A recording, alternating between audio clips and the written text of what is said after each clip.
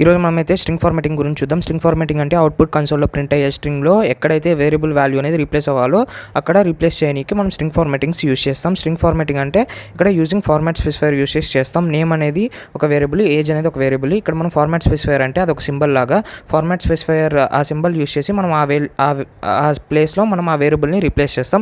So %s అంటే string format specifier. ఇక్కడ age అంటే ఇంట్ వేరియబుల్ కదా, సో %d యూజ్ చేస్తాం. %d is used for int kind of format specifier. Next, using format keyword or format method ఏం చేస్తుందంటే మనం ఏ అయితే వేరియబుల్ ఇస్తామో ఆ వేరియబుల్ని ఆ కర్లీ బ్రేసెస్లో రీప్లేస్ చేస్తుంది.